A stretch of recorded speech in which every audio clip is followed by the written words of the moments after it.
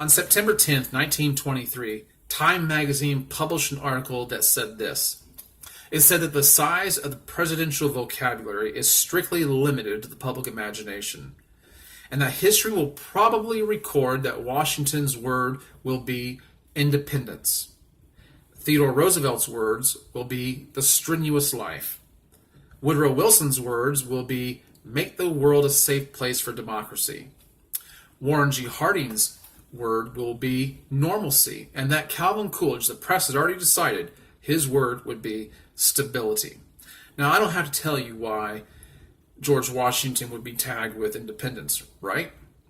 But Theodore Roosevelt gave a speech in 1899 called The Strenuous Life, in which, in a nutshell, I'm telling you this, that a commitment to the strenuous life and hardship would be pretty much the hope of America.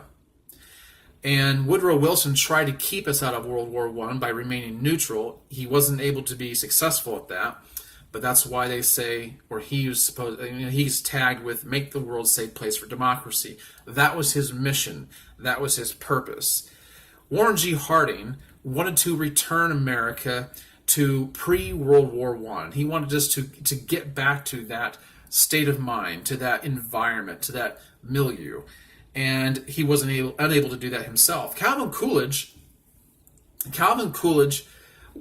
cut a respectable figure. He was frugal, he was terse, he was short of words, not short on words, but short with his words. And he, being a Republican, a progressive Republican, was very strong and very strict on civil rights. So my point in all of this is that these men were given taglines or a tag word based on an assessment of their purpose, their mission, their drive, their personality, their administration, and their beliefs, and the things that came out of their mouth.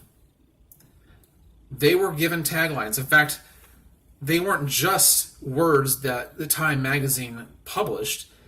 They were smeared all over everything. Banners, stamps, you name it. In fact, I play a ragtime piece written by Scott Joplin called The Strenuous Life that he had Theodore Roosevelt in mind for. So taglines were given to people of prominence, shakers, movers, people who did things in this world. But can you imagine if every single one of us had a tagline? I don't know what mine would be, because that's the obvious question in this video. Greg, what would your tagline be? I don't know. I don't know if I want to know. I don't know if I could say. It's something that the public kind of took from everything that these men said and did, and they condensed it and encapsulated it into these taglines.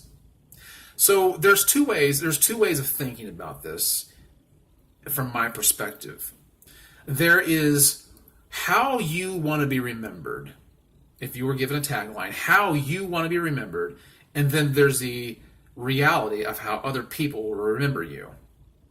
There's a tagline you could give yourself, and then there's a tagline that other people will give you. Now, I would say work on that in such a way, live your life in such a way that you would be proud of what people could say of you in the end. But you can't please everybody. You're going to have naysayers and you're going to have supporters. That's just the way life is. But you can tweak your environment. You can tweak your words. You can tweak your mission and your purpose, and everything you do. You can tweak it just enough to make sure that you left enough of your influence behind that someone could give a respectable tagline to you. Because that's probably what will happen. You can give one to yourself all day long if you want to. It doesn't mean it'll stick. When my father died in 2004, and I remember, there was a few of us that were able to stand up and speak at his funeral. And one of the things I said about my father is, you can sum up my father and his entire life with one word, and that word is compassion. His whole life was defined by that word. He was a very compassionate person, very empathetic. He really felt so much for so many people. And that's what everybody remembers him for. And I think that across the board, that's what everyone will say. Now, it's funny because recently I put a photo on Facebook, the one that my cousin sent me that I have never seen before, of my father in 1993.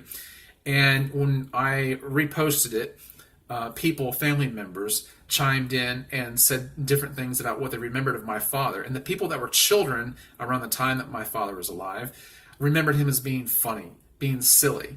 And I like that. That's good. And that is exactly who he was. My father's hilarious. He was very funny, sang a lot of funny songs, silly songs, and just had a great sense of humor.